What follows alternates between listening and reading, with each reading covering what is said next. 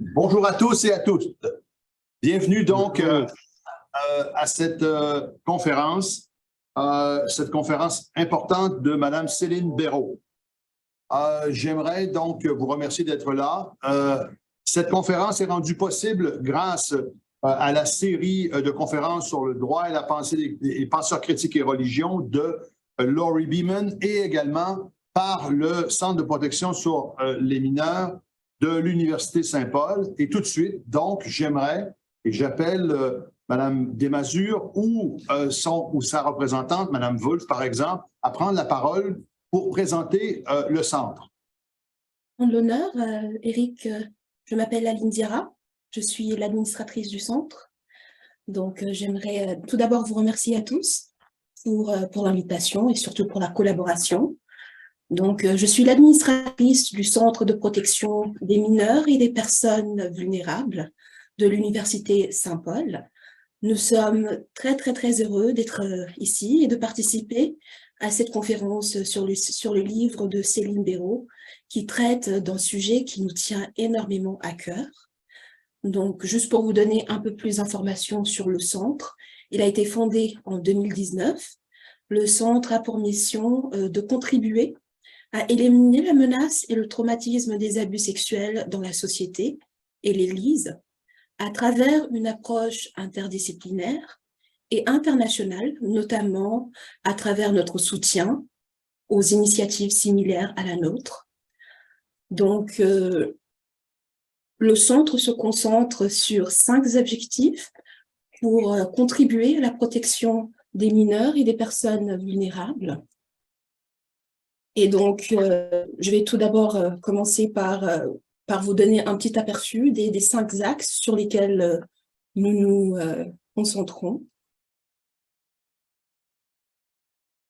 Donc, tout d'abord, nous visons à sensibiliser aux abus sexuels sur les mineurs et les personnes vulnérables en promouvant la protection et la dignité des mineurs et des personnes vulnérables sur la base des points forts de la recherche contemporaine.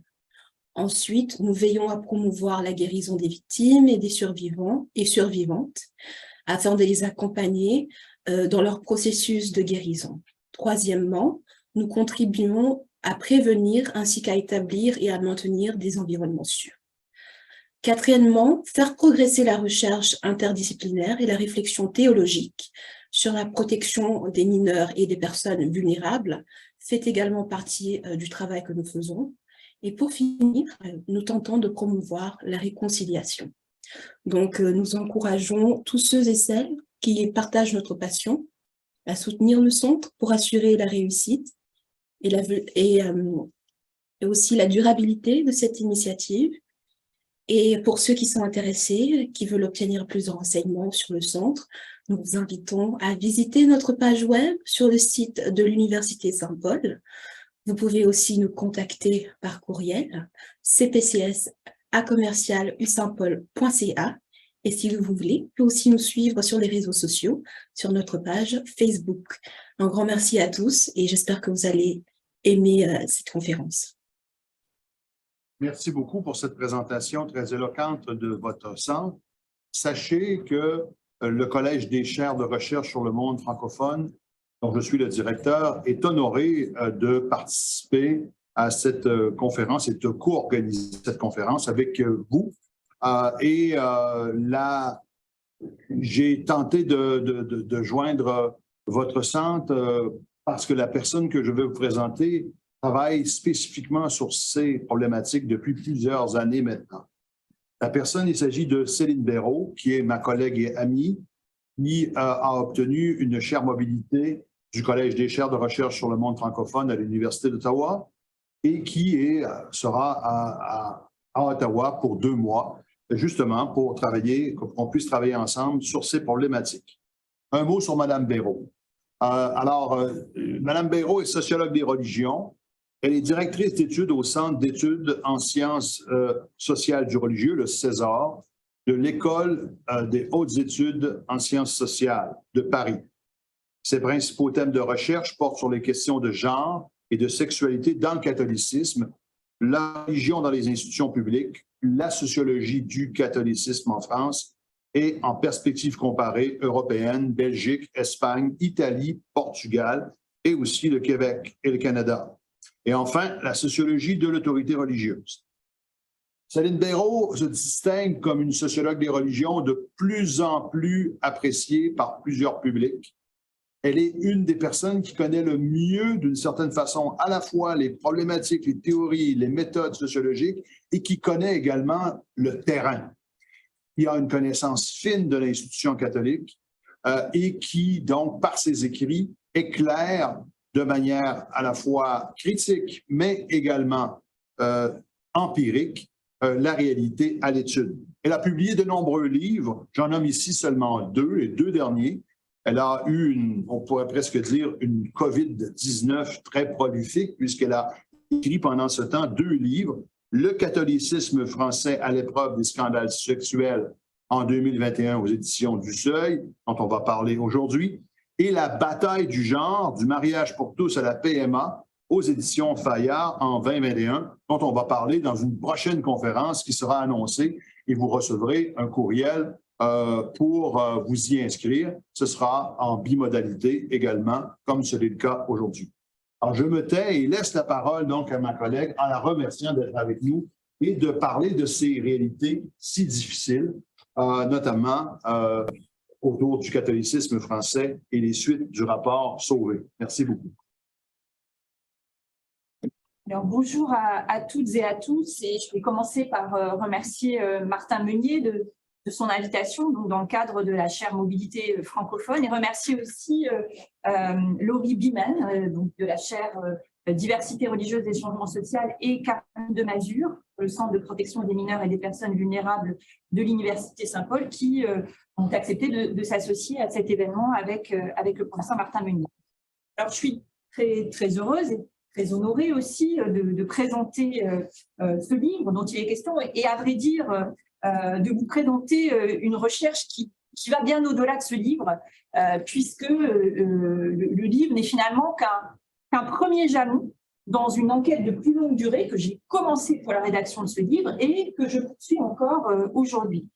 Le livre est apparu il y a maintenant pratiquement 2 ans, en février 2021. Donc, à vrai dire, le manuscrit a été rendu à l'automne 2020.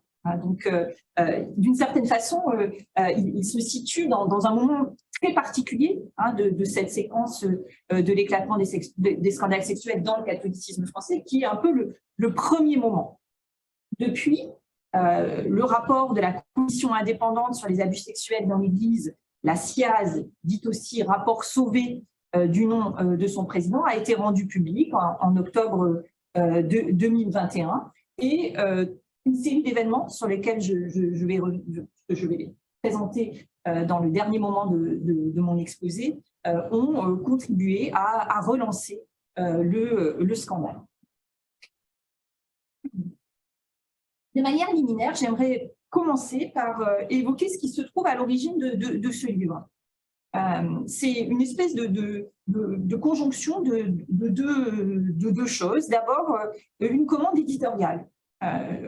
Alors, le livre, c'est un petit format, donc c'est des petits essais. C'est la collection de la République des idées qui est dirigée par Pierre-Rosan Vallon et Yvan Jablonka aux éditions du Seuil. Donc, ce sont des essais concis qui collent à des questions d'actualité avec l'intuition des directeurs de la collection, qui est que les sciences sociales peuvent éclairer et contribuer au débat public, à la réflexion autour de questions qui deviennent saillantes dans l'actualité. Et donc, je suis contactée début 2019, je rencontre ces 2 directeurs de collection en février 2019, et ils me demandent un ouvrage de synthèse sur le catholicisme français. Cette volonté de prendre en considération le religieux et ce monde religieux en particulier. Et en fait, ils ont en tête des travaux précédents que j'ai faits, notamment autour des controverses sur les questions de genre, qui ont beaucoup travaillé le monde catholique et qui ont travaillé aussi la sphère publique avec une participation d'un certain nombre d'acteurs et d'actrices catholiques.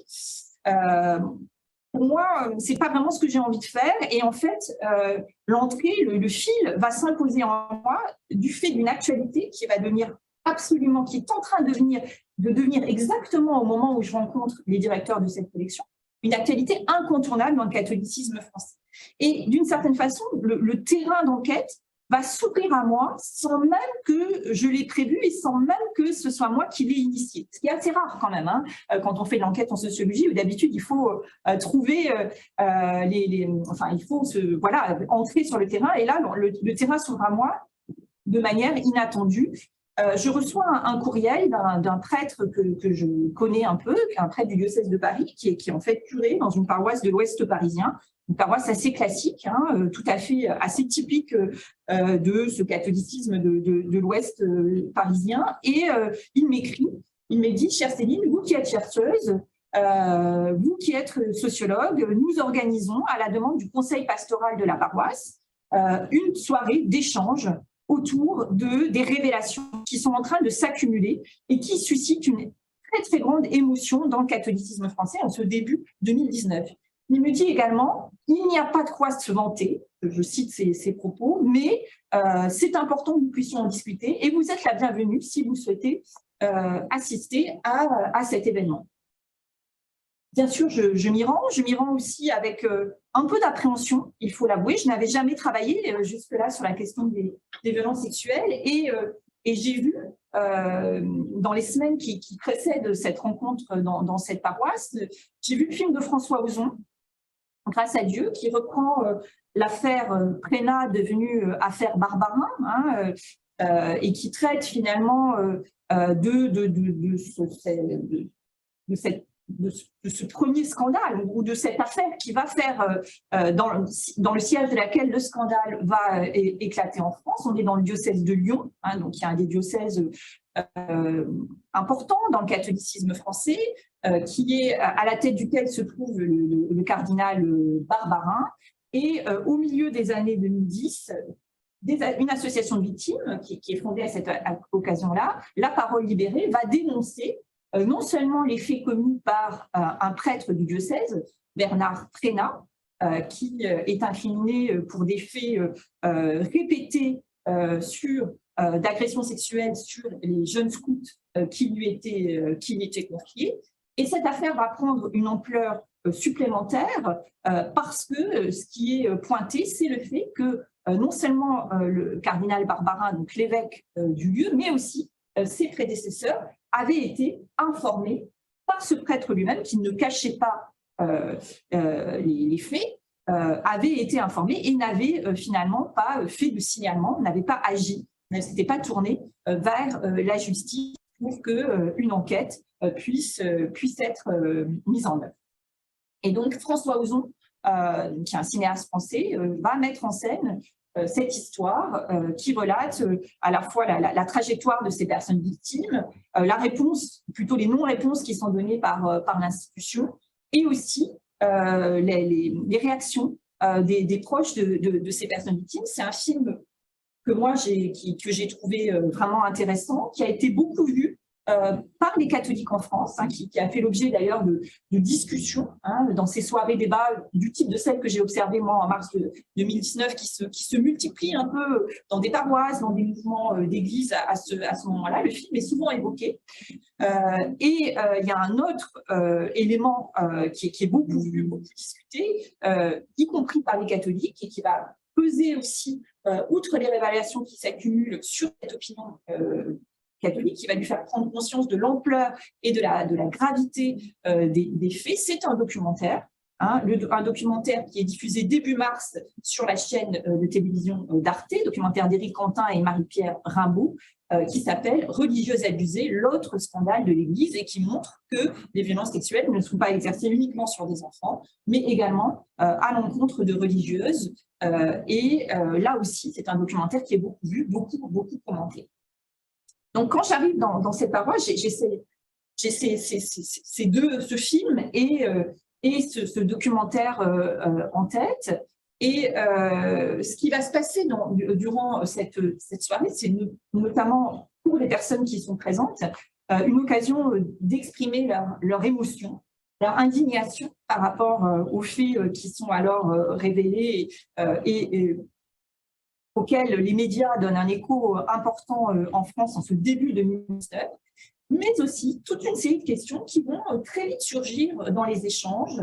La question du rapport aux prêtres, la question de la place des laïcs, de la place des femmes, le discours catholique relatif à la sexualité. Et finalement, c'est comme si, à ce moment-là, se réouvrait toute une série de dossiers qui avaient été mis un peu sous le tapis pendant plusieurs décennies dans le catholicisme français. Et j'y ai vu aussi l'occasion de renouer finalement avec une des thématiques de recherche qui était une de mes toutes premières thématiques, puisque j'ai consacré ma thèse justement à la question des rapports entre diacres et laïcs, aux formes de division du travail religieux et modalités d'exercice de l'autorité dans le catholicisme français.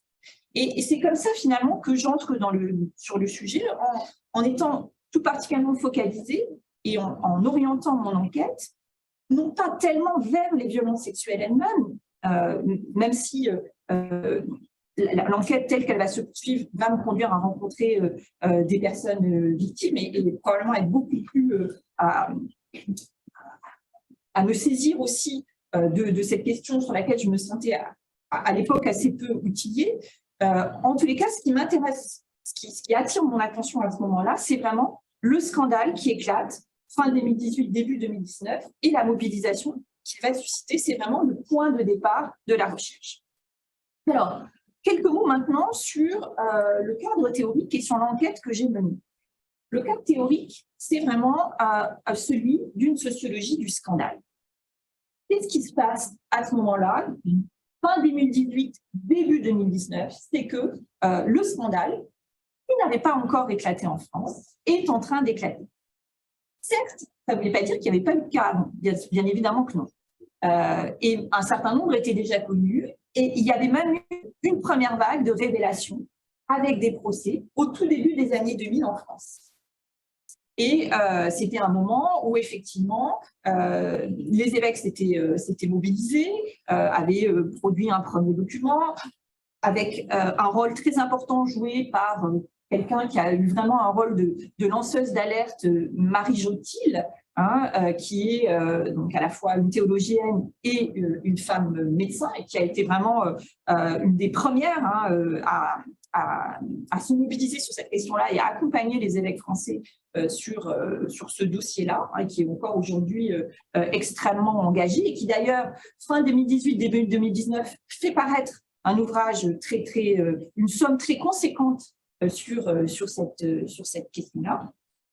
Alors, au début des années 2000, on a effectivement un évêque qui est condamné pour non-dénonciation d'atteinte et crimes sexuels secondaires. On a donc une première série de mesures qui sont adoptées par l'épiscopat afin de mieux protéger les victimes, de faciliter le travail de la justice. Alors, on est très très loin de ce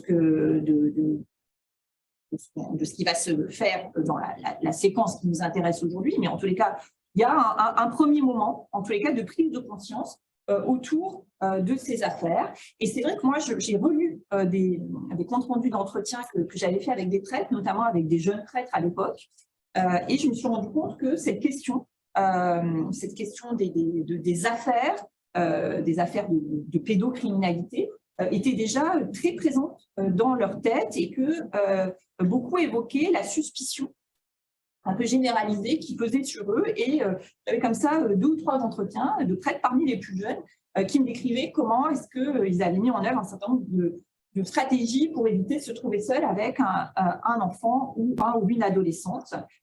Et donc, c'était quand même quelque chose qui déjà avait travaillé, était présent dans le catholicisme français au début des années 2000.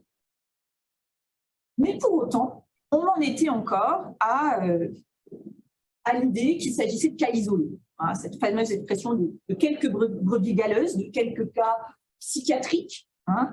C'est vraiment une grille d'analyse qui fonctionnait déjà depuis plusieurs décennies, qui a fonctionné d'ailleurs dans bien d'autres pays, et qui fonctionnait en France, comme l'a montré notamment Claude Langlois dans son ouvrage historique sur la question. Dans de nombreux pays marqués par une forte présence catholique, le scandale avait déjà éclaté. Alors, où il éclatera dans les années de la décennie 2000. Les États-Unis, bien sûr, on sait que la première vague de révélations, c'est le milieu des années 80, c'est en Louisiane avec un prédateur, un prêtre prédateur. On sait qu'au milieu des années 90, l'Irlande, le Canada, puis l'Australie, l'Autriche, le Chili, etc., etc. Et par contraste, la France a pu sembler épargnée. Et d'ailleurs, les évêques français, probablement, ont pensé à tort qu'ils avaient surmonté une crise qui se serait révélée finalement moins aiguë que dans d'autres pays catholiques. Alors, il y avait même des hypothèses, cette idée que la laïcité aurait, d'une certaine façon, parce qu'il y avait moins d'institutions qui se voyaient confier la jeunesse, notamment par contraste avec un pays comme l'Irlande. Bon, il y avait cette idée que voilà, ou qu'ils auraient mieux géré les choses, qui seraient passés d'une certaine façon entre les gouttes et auraient échappé au scandale. Mais ce qui va se passer, justement, avec cette fameuse affaire Stena-Barbarin, qui est vraiment le point de retournement, même s'il y a, bien évidemment, il y a un faisceau, et ce n'est pas du tout le seul événement, mais en tous les cas, là, il y a vraiment, en termes de médiatisation, quelque chose qui se joue au milieu des années 2010, 2015, 2016, et qui va conduire progressivement à ce que le bilan français soit radicalement réexaminé. Et les choses vont vraiment monter en puissance et se concrétiser. On peut le dater de manière extrêmement précise à fin 2018, début 2019, où on va changer d'échelle, c'est-à-dire qu'on va changer d'échelle avec une multiplication des révélations. Il y a un effet de série absolument accablant, notamment début 2019. On va comprendre aussi que les victimes ne sont pas que des enfants. Il y avait vraiment ce prisme de la pédocriminalité qui va perdurer en France longtemps, qui est d'ailleurs le prisme du rapport Sauvé, lorsque la Conférence des évêques de France et la Conférence des religieux et religieuses de France confient à l'automne 2018, justement pile à ce moment-là, à Jean-Marc Sauvé, un haut fonctionnaire, la charge de mettre sur pied une commission indépendante pour établir les faits et les analyser et faire un certain nombre de recommandations. Donc là, on est début 2018 et ce qui est vraiment le mot d'ordre, c'est lutter contre la pédocriminalité. Donc c'est vraiment l'idée que c'est les enfants. Et en fait, progressivement, le champ va s'ouvrir. Jean-Marc Sauvé, avec sa commission lui-même, va étendre les victimes, en entendant aussi des religieuses victimes, mais ce qu'on perçoit fin 2018, 2019, c'est que ça va bien au-delà, puisqu'il y a aussi des séminaristes victimes, donc des enfants, mais aussi des adultes, femmes et hommes. Et il y a vraiment là une série de révélations, un effet de série qui va s'arrêter. Alors, c'est assez surprenant, ça s'arrête au moment de l'incendie de Notre-Dame. L'incendie de Notre-Dame, c'est la Semaine Sainte, on est début avril 2019, et c'est vraiment, je l'ai daté, c'est assez, on peut vraiment le voir, et c'est comme si finalement, une émotion collective, parce qu'il y a une très grande émotion collective, partagée bien au-delà d'ailleurs des catholiques pratiquants et pratiquantes en France, qui est venue recouvrir, pour un temps bien évidemment, pour un temps seulement, l'émotion très grande qui travaillait, qui était liée au scandale sexuel. Fin 2018, début 2019, c'est non seulement un changement d'échelle, mais c'est aussi un changement de cadrage. On sort justement de cette idée qu'il s'agit de cas isolés, de malades, qu'il s'agirait de soigner, de ces brebis galeuses qui se seraient égarées, d'individus déviants finalement. Et de plus en plus, et c'est d'ailleurs le prisme que va adopter Jean-Marc Sauvé dans son analyse, c'est de plus en plus l'idée qu'il y a une responsabilité institutionnelle qui a rendu possible non seulement le fait que ces actes aient été commis, mais qui a aussi rendu possible le secret qui les a entourés et qui secret, silence, qui est produit par l'institution pour protéger les agresseurs au détriment, bien évidemment, de la parole des personnes victimes. Et donc cette idée d'une analyse de type systémique, c'est le mot système revient, si vous lisez le rapport Sauvé, si vous l'avez déjà vu, c'est un mot qui revient de manière tout à fait récurrente. Ça renvoie aussi à l'idée de cléricalisme qu'on trouve dans la lettre au peuple de Dieu du pape François d'août 2018, qui est un peu cette même idée de mettre en cause finalement des modalités d'exercice de l'autorité spécifiquement catholique qui expliqueraient les faits et qui expliqueraient aussi comment est-ce que ces faits ont pu être couverts par l'institution pendant 6 mois.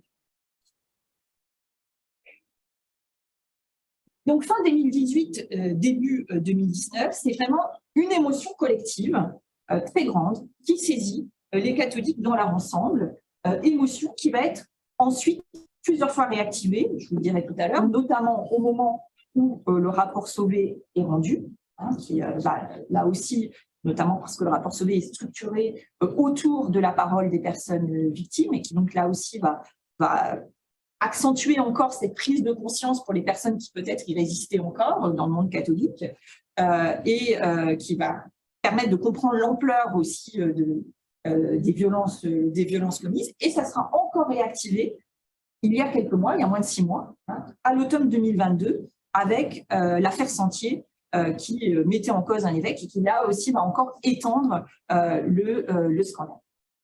Alors, il y a bien scandale d'un point de vue sociologique. Qu'est-ce que c'est qu'un scandale en sociologie? Il faut qu'il y ait 3 choses. Pour qu'on passe justement, si vous voulez, je trouve que la théorie sociologique permet de comprendre ce passage des affaires, des cas, à l'échelle tout à fait différente qui est celle du scandale. Il faut qu'il y ait dénonciation. C'est-à-dire qu'il faut effectivement qu'il y ait une dénonciation qui a été portée bien évidemment par des personnes victimes, soit en leur nom propre, soit en groupe par la création d'associations. Alors, il y a la parole libérée autour de l'affaire Prénat, mais des associations de victimes, il y en a d'autres. Il y en a aussi qui ont été fondées bien avant la parole libérée, mais la parole libérée sera celle qui va finalement réussir à enclencher le deuxième temps nécessaire au scandale, qui est celui de la publicisation. Publicisation dans lequel les médias jouent un rôle très important. Alors, c'est ce rôle des journalistes, alors à la fois des journalistes généralistes, vous voyez, début 2019, vous avez Le Monde, Libération, les grands quotidiens consacrent des articles à cette question. Mais c'est aussi la presse catholique. Et de mon point de vue, il y a un livre très important qui date de 2016, c'est le livre d'Isabelle de Golemin. Donc Isabelle de Golemin, qui est une journaliste du journal La Croix, et qui vraiment, en travaillant sur l'affaire Prénat, qu'elle connaît de près parce qu'elle est d'origine lyonnaise, parce que ses frères ont été scouts, ils n'ont pas été victimes, mais ils ont été scouts avec l'abbé Prénat, et donc elle va décortiquer. Et d'ailleurs, c'est très difficile parce que justement, elle le fait en 2016, à un moment où finalement l'opinion catholique est encore résiste beaucoup, en partie dans le déni, en partie dans l'idée qu'il y a là une rhétorique anticléricale, un discours anticatholique, et donc finalement elle s'expose d'une certaine façon, et je pense que son livre, en tous les cas sur le terrain, il était souvent cité comme ayant justement contribué à cette prise de conscience. Le cinéma joue un rôle très important aussi. Alors, je vais citer le cas de Grâce à Dieu de François Ozon. On sait aux États-Unis le rôle qu'a eu le film Spotlight autour du Boston Globe. Là, donc c'est un film qui parle du rôle des médias. Donc, vous voyez, il y a les deux éléments. La Pologne aussi a aussi eu son film qui s'appelle Claire, qui a aussi contribué. La Pologne, les scandales éclatent un tout petit peu après la France et le rôle du cinéma est important. Et troisième niveau, dénonciation, publicisation. Troisième niveau, c'est un niveau de mobilisation. C'est-à-dire qu'il faut qu'il y ait une mobilisation collective qui ait lieu pour que le scandale éclate. Et d'un point de vue analytique, le scandale, c'est un révélateur, mais c'est aussi, c'est-à-dire c'est ce qui va rendre manifeste un certain nombre de lignes de clivage, de rapports de force, mais c'est aussi, dans une perspective qui est vraiment la perspective de la sociologie pragmatique, un moment d'une possible transformation sociale. Il y a là le scandale qui est porteur d'une potentialité de réversibilité des rapports de force, possibilité, potentialité, mais son issue est toujours marquée par une profonde indétermination, une grande incertitude qui va d'ailleurs, on ne sait jamais est-ce que le scandale va se poursuivre, est-ce qu'il va s'éteindre, et finalement, est-ce qu'on va retomber dans la configuration où il y a uniquement des affaires, uniquement des cas isolés, et c'est ça vraiment qui marque aussi beaucoup, qui travaille aussi beaucoup les acteurs et les actrices qui y sont impliqués. Alors, dans le livre, je m'intéresse tout particulièrement à 3 niveaux, je ne veux pas du tout détailler ici, mais j'essaie de voir comment est-ce que c'est l'appartenance même au catholicisme qui est mise à l'épreuve par ces scandales, alors avec des formes de désengagement protestataire, C'est-à-dire que les gens, alors il y a des personnes qui sortent, hein, il y a des phénomènes d'exit, mais il y a aussi des personnes qui entendent rester à l'intérieur, mais souhaitent faire entendre leur désapprobation, faire entendre leurs émotions. Donc ça se fait par des courriers qui sont adressés aux évêques, par le fait de plus vouloir donner au denier d'église, qui est cette espèce de don volontaire annuel, qui est une des ressources importantes de l'église en France, par le fait parfois de ne plus vouloir au moins pour un temps mettre les pieds à la messe. Un prêtre que j'interroge dans le livre, qui est dans une petite ville du sud-est de la France, donc une ville qui est marquée par un biconfessionnalisme avec une présence protestante assez forte, explique comment, avec son curé, justement, en février-mars 2019, à un moment, ils craignent tous les deux que leurs paroissiens et paroissiennes se rendent au temple protestant, finalement, de l'autre côté. Et, alors, ils disent, oui, voilà, ça a un petit peu lieu, mais pas tant que ça. Mais en tous les cas, il y a une crainte autour de ça.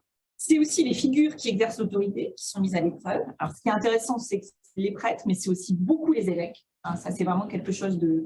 Il y a vraiment un discours critique très fort qui est porté à l'encontre des évêques, qui apparaissent justement comme portant la responsabilité institutionnelle et donc ayant un rôle à jouer justement dans ce système, hein, que l'on dénonce, mais qu'il s'agit aussi de réformer. Et enfin, dernier point, ça c'est intéressant pour moi aussi, dans la série d'autres travaux que j'avais fait, c'est que c'est le rapport de force interne au monde catholique qui se bousculait.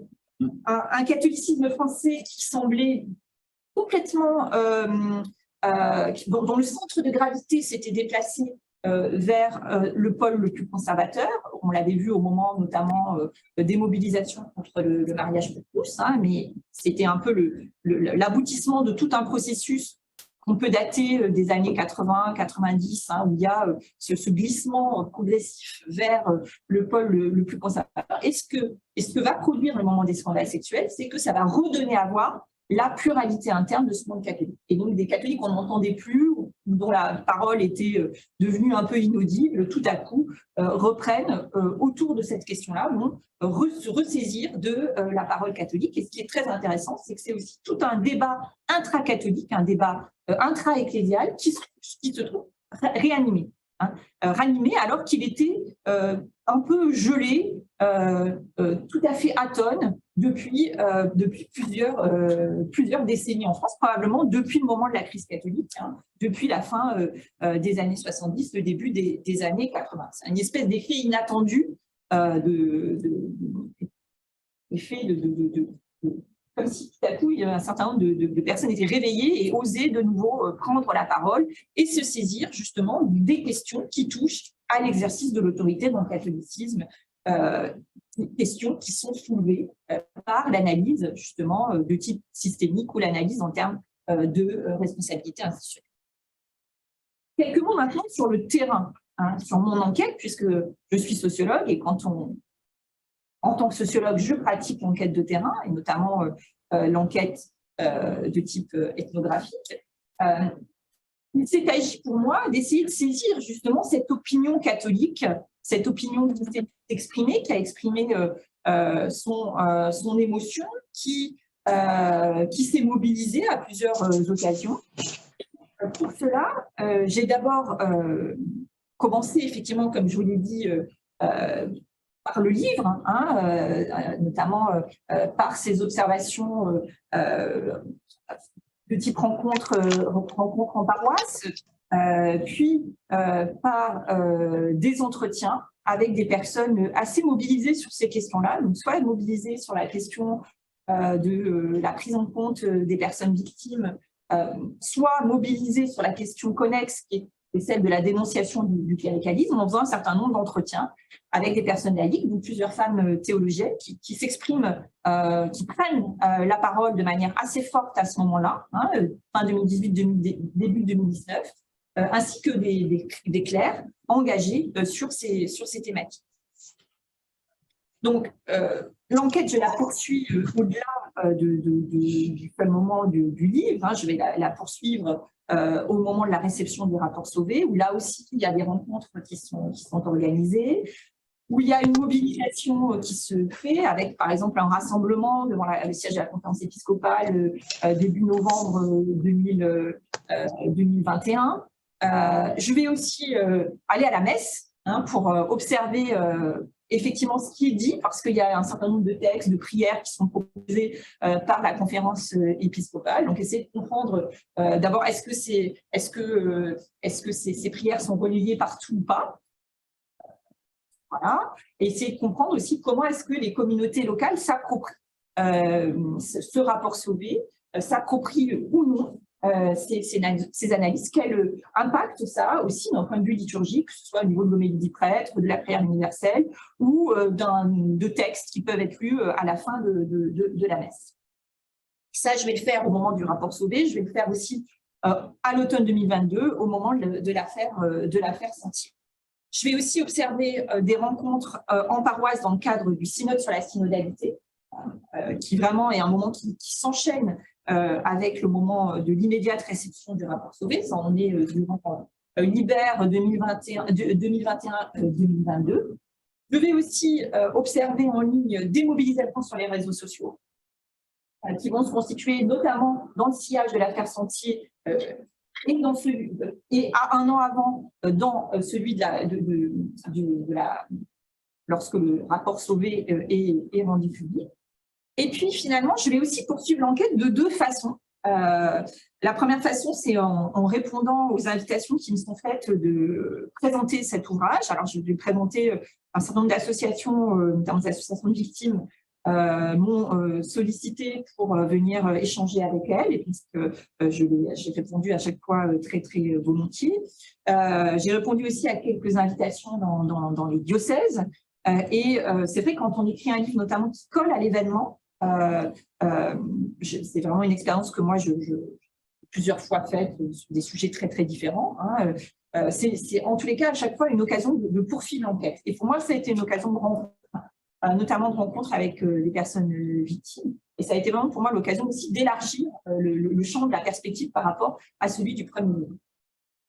Autre occasion pour moi de poursuivre l'enquête, et c'était quelque chose d'un petit peu inattendu par rapport à ce que j'avais pu vivre, notamment quand j'avais fait ma thèse au début des années 2000. Quand j'ai fait ma thèse, on est dans un moment où la sociologie n'a vraiment pas bonne presse dans le catholicisme en France. Et notamment dans le diocèse de Paris, où c'est pas si facile que ça pour moi d'arriver à avoir des entretiens, en particulier avec les membres du clergé. Et ce qui domine vraiment à ce moment-là, c'est l'idée c'est que la sociologie est une sorte de contre-théologie. C'est vraiment une expression comme ça. Donc, j'essuie des refus ou sinon, quand je fais ma thèse, voilà, je fais des entretiens avec des prêtres, par exemple, qui vont me dire « mais vous ne pouvez pas comprendre, vous êtes sociologue ».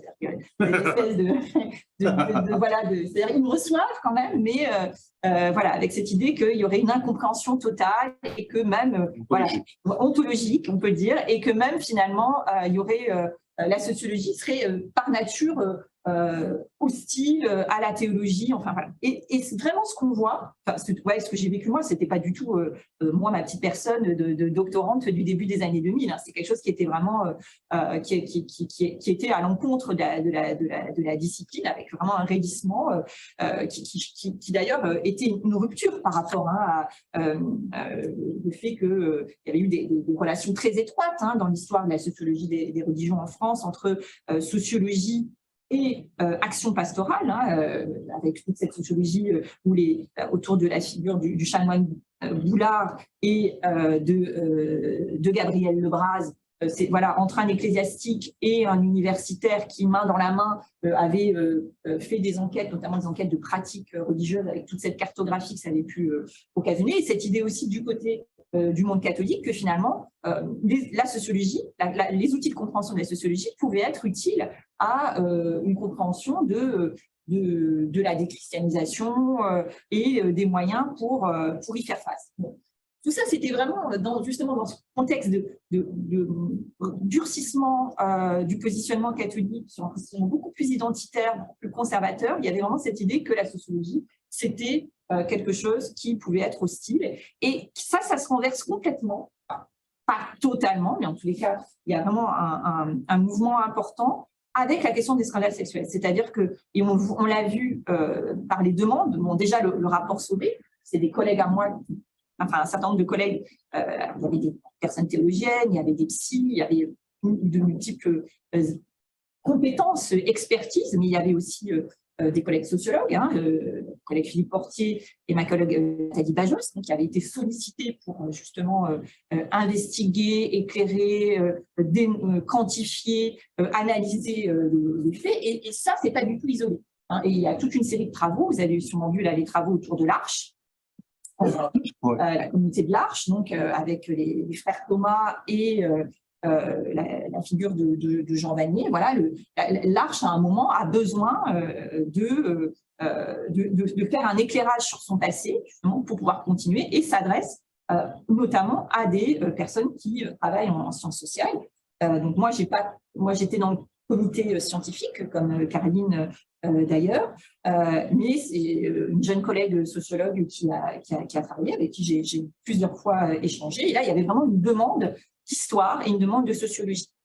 Et finalement, la dernière expérience que j'ai faite, celle de la participation à un des groupes de travail mis sur pied par l'Épiscopat, et je dirai quelques mots tout à l'heure, un des groupes de travail mis sur pied dans le sillage immédiat de la remise du rapport Sauvé. J'ai participé à un de ces groupes, à la demande non pas directement de l'Épiscopat, mais de la Conférence des religieux et religieuses de France, qui était associée sur ce groupe de travail sur l'analyse des causes des violences sexuelles. Et donc là aussi, finalement, il y avait une petite place qui était faite pour la sociologie. Et alors, ce type d'expertise, ce type de regard qui, bien évidemment, n'était pas censé, n'écrasait pas les autres. On n'avait aucune prétention monopolistique, mais était un regard aussi posé sur ces questions extrêmement complexes, comme vous le savez. Alors, qu'est-ce qui s'est passé, ce sera le dernier temps de mon exposé, qu'est-ce qui s'est passé ensuite? Qu'est-ce qui s'est passé après la publication de l'ouvrage?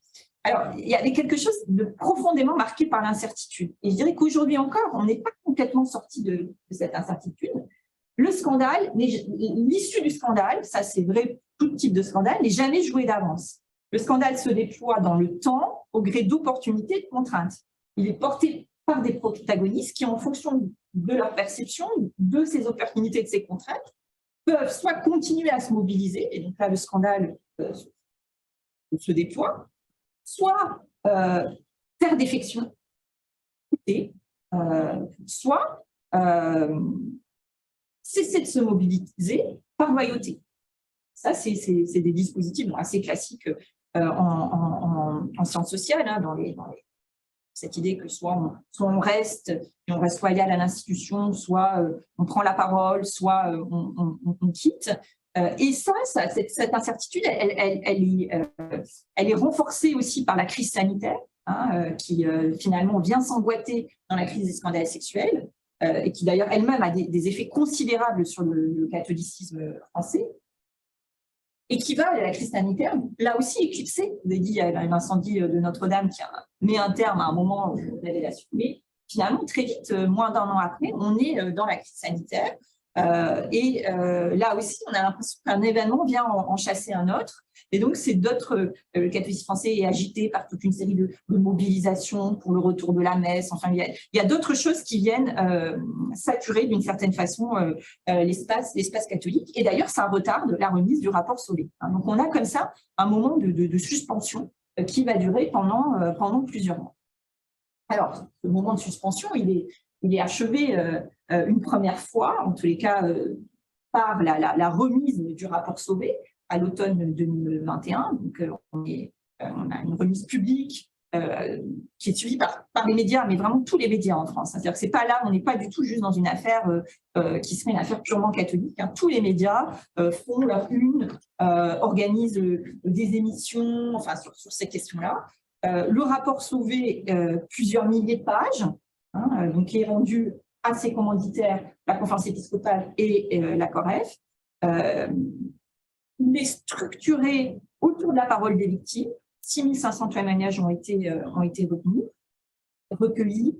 Et le rapport dévoile l'ampleur des violences sexuelles dans le catholicisme français avec deux chiffrages, celui des prêtres et religieux qui auraient commis des agressions ou des viols, qui est estimé à 3000, chiffre dont mon collègue Philippe Portier qui l'a estimé sur la base de ce qui reste des archives qu'il a consultées et bien évidemment sous-estimé, puisque on sait très bien que tous les cas n'ont pas donné lieu d'abord à un signalement parce qu'ils ont été étouffés, parce que les personnes n'ont pas pu parler pour toute une série de raisons, parce que peut-être ils n'ont pas été constitués en archive également, même lorsque les personnes ont parlé.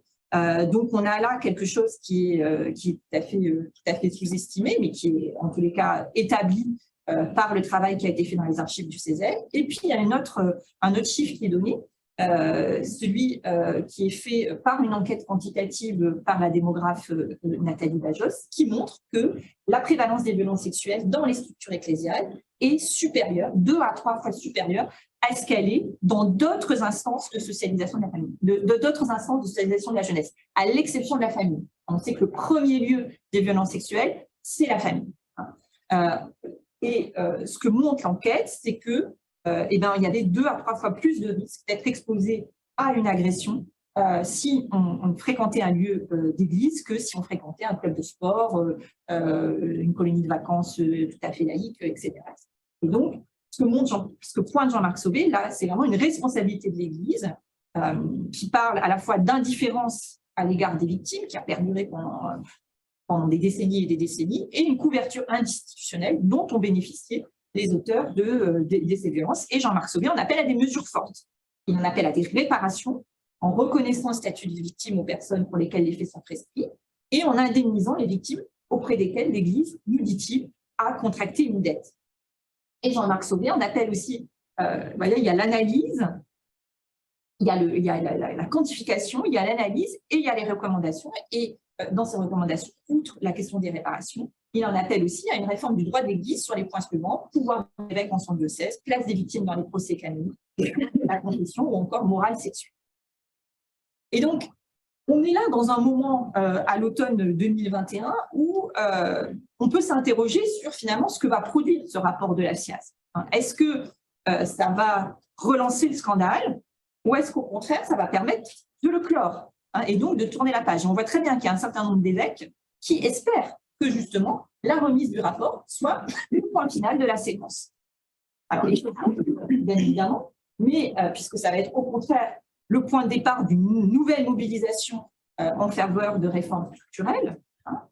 Mais on voit très bien comment est-ce que, et là, je n'ai pas tellement le temps de rentrer dans les détails, mais en plusieurs occasions, des évêques qui sont profondément divisés, qui d'abord étaient profondément divisés sur l'opportunité même d'une commission indépendante, finalement commanditée fin 2018, qui ont tenté en plusieurs occasions de court-circuiter les effets du rapport Sauvé en annonçant de manière assez maladroite des mesures lors de leur assemblée d'automne 2019, puis lors de leur assemblée de printemps de 2021. Alors, des mesures qui, en tous les cas, pour les mesures annoncées au printemps 2021, étaient plutôt bienvenues, relatives à la prévention, à l'accueil et à l'accompagnement des victimes, à la remise en place d'une politique mémorielle, à un certain nombre de réformes organisationnelles visant à une meilleure efficacité de la procédure canonique, à une plus grande collaboration avec les victimes. Mais c'est des mesures qui arrivent soit trop tard, elles arrivent soit 5 ans trop tard, soit trop tôt, puisqu'on est à 6 mois de la remise du rapport Sauvé. D'ailleurs, la COREF, en la personne de Véronique Marbon, se désolidarise et considère qu'elle n'annoncera aucune mesure tant que le rapport n'a pas été remis. Et donc, le mois de septembre, c'est un mois un peu étrange où il y a des évêques qui une forme de fébrilité. Certains, peut-être parmi les plus conscients, prévoient dès le mois de septembre des moments de rencontre autour du rapport Sauvé pour que les communautés catholiques se l'approprient. Mais d'autres espèrent qu'on passe très vite à autre chose. Et je citerai juste un enseignant, un prêtre enseignant à la Cato à Paris, qui m'invite pour faire une conférence sur ce thème-là à l'automne 2021 et qui m'explique comment, au mois de septembre, certains clercs souhaitent qu'un événement se produise en même temps que la remise du rapport Sauvé pour l'éclipser. Il dit certains espèrent la mort de la reine d'Angleterre. Voilà, pas de chance, elle va survenir. La reine d'Angleterre va mourir 2 ans plus tard, mais il y a l'idée qu'un événement comme ça pourrait tout à coup, voilà, ça pourrait permettre justement d'éclipser d'une certaine façon le rapport Sauvé. Médiatiquement, et donc peut-être en atténuer les effets. C'est très, très naïf de croire ça, mais en tous les cas, c'est des paroles que j'ai recueillies. Et pendant un mois, on va voir comme ça, là aussi je ne vais pas détailler, mais on va voir comme ça les évêques hésiter. Alors bien sûr, tout de suite, ils expriment en la parole du président de la conférence épiscopale leur honte, leur effroi, ils demandent pardon, mais les choses s'arrêtent là. Hein. On se demande qu'est-ce qu'ils vont faire des recommandations du rapport Sauvé. Et donc, il y a comme ça un mois de flottement qui va être un mois pendant lequel, justement, des catholiques vont se mobiliser, à la fois dans des événements en présentiel, mais aussi sur les réseaux sociaux, pour essayer, justement, de contraindre les évêques à aller plus loin que la simple demande de pardon et la simple reconnaissance, finalement, de leur honte et de leur effroi par rapport aux crimes commis. Et c'est sur la pression, finalement, d'une mobilisation catholique qui est très intéressante parce qu'elle fait justement sauter les lignes habituelles de clivage interne. C'est-à-dire que c'est pas… Bien sûr, on trouve dans ces mobilisations les catholiques volontiers contestataires, on va trouver des groupes féministes, on va trouver des groupes LGBT+, on va trouver des groupes qui se veulent très conciliaires, comme la conférence catholique des baptisés de France, etc. Mais on va trouver aussi des pratiquants et pratiquantes ordinaires, un certain nombre de prêtres tout à fait ordinaires, parfois même assez classiques. Et ce n'est pas très étonnant que ces paroissiens et paroissiennes ordinaires soient là, puisque c'est des personnes dont les enfants ou dont les proches ont pu être victimes, puisque c'est des personnes qui fréquentent encore les réseaux d'église. Et donc, il y a un certain nombre de collectifs comme ça, de la parole aux actes, Agir pour notre église, qui sont constitués et qui vont mettre une pression sur les évêques pour qu'un certain nombre de mesures soient prises. Et un peu dans l'improvisation, durant leur conférence, leur assemblée d'automne, les évêques vont effectivement non seulement reconnaître la responsabilité institutionnelle de l'Église et la dimension systémique des violences, d'où découle, je cite, un devoir de justice et de réparation, avec une instance qui est spécifiquement dédiée à cette instance, ce devoir de justice et de réparation, un financement qui est assuré par la cession de biens d'église et également la constitution de 9 groupes de travail. Donc, un des groupes que j'évoquais tout à l'heure pour y avoir participé, des groupes dits synodaux, composés de clercs et laïcs, hommes et femmes, strictement paritaires, qui sont chargés justement de finalement suivre et formuler des recommandations dans le sillage du rapport Sauvé. Alors, il y aurait beaucoup à dire sur qu'est-ce qui fait que les évêques finalement, qu'est-ce qui fait que ça bascule, qu'est-ce qui fait que j'ai évoqué l'importance de cette opinion catholique qui s'exprime. Il y a eu bien évidemment là aussi le rôle de personnes victimes qui étaient à Lourdes ou qui se sont retrouvées à Paris, qui ont pris la parole dans les médias. Je pense au jésuite Patrick Boujon, avec son livre, très, très beau livre, Prière de ne pas abuser, qui paraît juste quelques jours avant la remise du rapport Sauvé et qui est là aussi beaucoup lu dans les communautés catholiques. Un très grand accueil dans les médias, à la fois catholiques et les médias généralistes. Le fait que ce soit un homme, un prêtre qui parle, ça, pour des prêtres, et là on peut le regretter parce qu'on peut y voir là aussi un des signes du cléricalisme, mais probablement que ça joue un rôle particulier. Le scandale, il ne s'éteint pas pour autant, il est même relancé, et je vais aller plus vite, on a quand même le temps d'échanger ensemble, il est relancé à l'automne 2022 avec l'affaire Sentier. Sentier, c'est l'ancien évêque de Créteil, donc il y a un diocèse de la région parisienne, qui va relancer le scandale et va l'étendre par rapport au rapport Sauvé, tant en ce qui concerne les auteurs des violences sexuelles, parce que c'était un des angles morts du rapport Sauvé. Le rapport Sauvé dit, voilà, il y a eu tant de prêtres ou de religieux qui sont des abuseurs, des violeurs, etc. Mais les évêques étaient complètement… un angle mort en tous les cas, où ils apparaissaient comme ayant uniquement une responsabilité institutionnelle, comme ayant éventuellement couvert des affaires, comme ayant déplacé des prêtres, etc., etc. Mais ils n'apparaissaient pas comme auteurs. Et là, avec l'affaire Sentier, c'est un évêque auteur et aussi une extension du point de vue des victimes, puisque les victimes de Monseigneur Sentier étaient des hommes adultes, dit très vite les faits, hein, lorsqu'il était prêtre dans les années 90, cet ancien évêque de Créteil avait demandé à des jeunes hommes qui venaient se confesser de se déshabiller pendant la confession. Donc, il y avait une espèce de se déshabiller dans l'église devant le Saint-Sacrement. Donc, il y a ça un double sacrement qui était profané, pour reprendre un vocabulaire religieux, hein, non seulement le sacrement de la confession, mais aussi le sacrement de l'Eucharistie, du fait de cette présence du Saint-Sacrement devant lequel il se déshabille. Et là, ça va s'étendre puisque c'est d'autres évêques qui vont être contraints de révéler des affaires en cours qui étaient connues d'un certain nombre d'évêques mais qui étaient masquées, notamment l'ancien président de la conférence épiscopale, l'ancien archevêque de Bordeaux, donc pas, là aussi pas n'importe qui, hein, en termes d'autorité et de visibilité, donc Ricard, hein, qui reconnaît là aussi, mais là aussi sous la pression, hein, parce que une des victimes, sa victime s'est exprimée, qui reconnaît alors là aussi de manière toujours très euphémisée, avoir une conduite très préhensible, hein, toujours avec cette difficulté à dire les mots, cette euphémisation, cette minimisation aussi des actes. Et là, ça a un effet, vraiment là aussi, ça mobilise l'opinion publique catholique, y compris peut-être les personnes qui résistaient encore d'une certaine façon.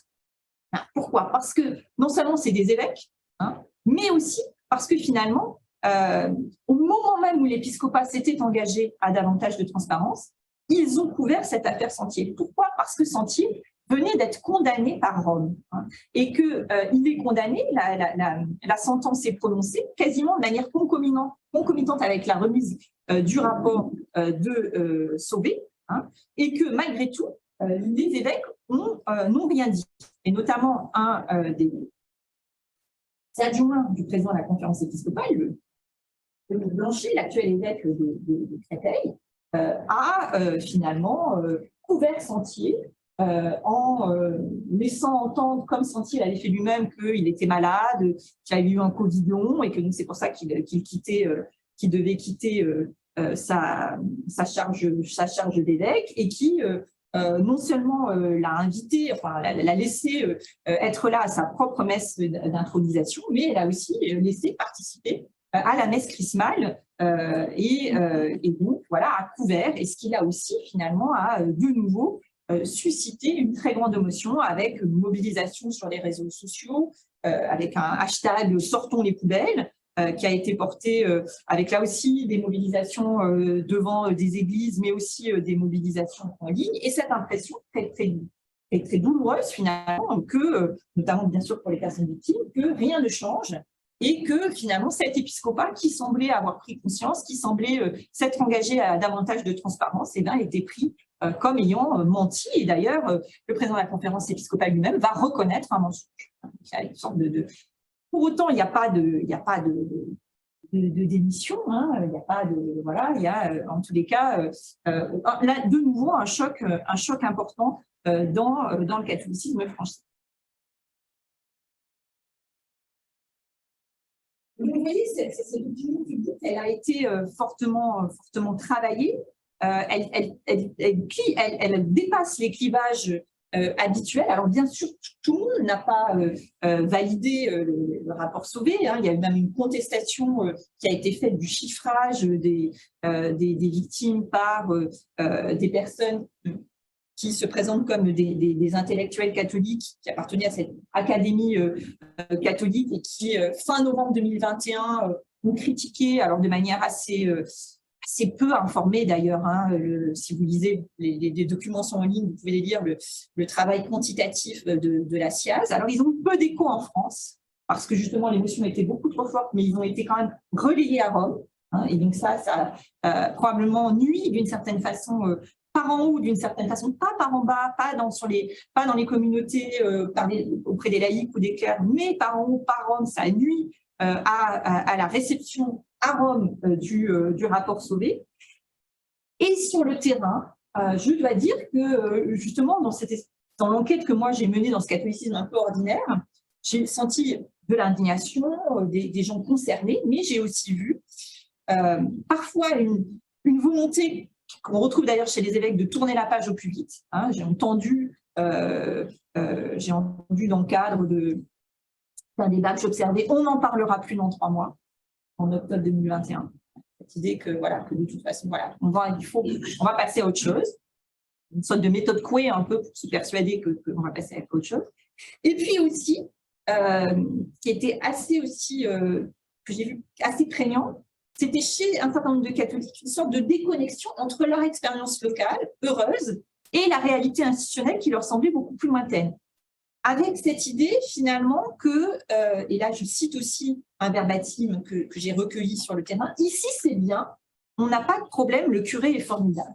Vous voyez, cette idée que pour résister à la montée en généralité, replier sur son expérience locale, expérience heureuse, il ne veut pas en douter, le curé m'avait l'air bien, enfin j'en sais rien, mais disons que je donne quitus aux personnes qui l'expriment, et donc finalement, ce repli sur l'expérience locale, déconnecté du reste de l'institution, on voit aussi que c'est quelque chose qui peut susciter des résistances importantes. Alors, le dernier moment que je vais très très vite évoquer, c'est la dernière assemblée plénière qui s'est déroulée à Lourdes la semaine dernière, qui donc était censée rendre compte du travail des groupes qui avaient été installés et mandatés dans l'immédiat sillage du rapport Sauvé, qui travaillait sur des sujets tout aussi variés que ceux qu'avait abordé le rapport Sauvé, et juste finir sur une espèce de hiatus entre finalement la bonne impression que ça a donné, y compris les médias ont plutôt une impression que c'était la mise en œuvre de la synodalité, que des laïcs avaient enfin été associés, etc.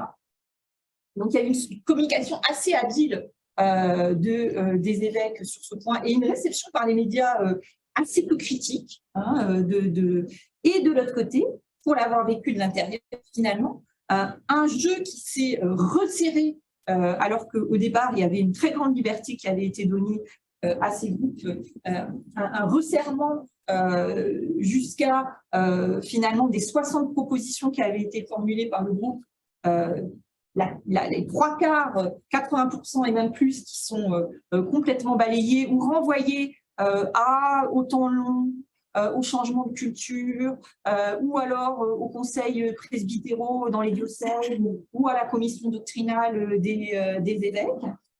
Et donc, toute une série finalement de mesures qui étaient proposées relatives à l'exercice de l'autorité, notamment au fait d'associer davantage de laïcs, mais aussi des mesures relatives à la publicité des sanctions canoniques, hein, dont on sait que le fait que ces sanctions canoniques ne soient pas rendues publiques, finalement, rend possible d'autres actes violents. On le sait de manière exemplaire avec les frères Philippe, notamment Thomas Philippe, qui est sanctionné par Rome dès les années 50, hein, mais qui, parce que ces sanctions ne sont pas connues, va pouvoir continuer sa carrière de prédateur pendant des décennies. Et l'affaire Sentier, d'une certaine façon, montre aussi comment est-ce que voilà, cette dissimulation, cette difficulté encore qu'a l'Église à sortir de cette culture du secret, et l'effet bien évidemment délétère que ça a sur les potentiels victimes. Voilà, je finis. Un mot pour vraiment, j'ai déjà beaucoup trop parlé, mais vraiment un mot. Je vous ai fait plonger dans le cas français. Bien évidemment, je suis tout à fait consciente que pour bien comprendre ce cas français, il faut en sortir aussi. Hein.